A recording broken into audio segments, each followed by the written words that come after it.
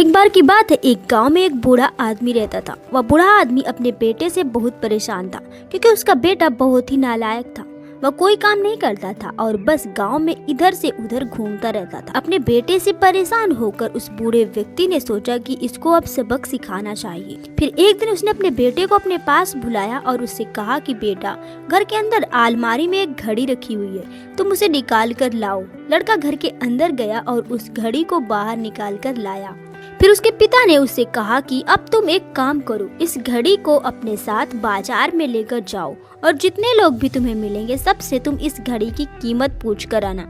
अब वो लड़का उस घड़ी को लेकर बाजार चला गया। उसने बाजार में सभी लोगों से उस घड़ी की कीमत पूछी। किसी ने उस घड़ी की कीमत 500 रुपए बताई तो किसी ने 1000 रुपए और किसी ने 800। सभी लोगों ने उस लड़के को उस घड़ी की कीमत अलग अलग बताई और कई लोगों ने एक जैसी ही कीमत बताई। वह लड़का अपने पिता के पास फिर से वापस आ गया और उसने उनसे कहा कि पिताजी, सभी लोगों ने इस घड़ी की कीमत अपने हिसाब से बताई। किसी ने 500, किसी ने 1000 तो किसी ने 800। अब उस बूढ़े आदमी ने अपने बेटे से कहा कि बेटा ठीक है, अब घड़ी को तुम अलमारी में रख दो और जाओ। अगले दिन फिर से उस बूढ़े आदमी ने अपने बेटे को अपने पास बुलाया और उसे फिर से अलमारी से घड़ी लाने को कहा। लड़का फिर जाता है और अलमारी से घड़ी निकाल कर लाता है और अब उस बूढ़े आदमी ने अपने बेटे से कहा कि बेटा जाओ और आज तुम इस घड़ी के अंदर जो समय चल रहा है उसकी कीमत पूछ कर लाओ। लड़के को समझ में नहीं आ रहा था कि उसके पिताजी उससे क्या करवाना चाह रहे थे। वह दुखी मन से फिर से घड़ी को लेकर बाजार चला जाता है और सभी लोगों से उस घड़ी के अंदर जो समय चल रहा है उसकी कीमत पूछता है। लोगों को लगता है कि इस लड़के की मानसिक स्थिति ठीक नहीं है। कल यह घड़ी की कीमत पूछने आया था और आज समय की।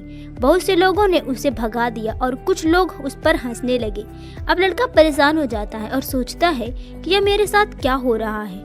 तभी वह आखिरी बार एक बूढ़े आदमी की दुकान पर जाता है। वह बूढ़ा आदमी बहुत ही व्यस्त था।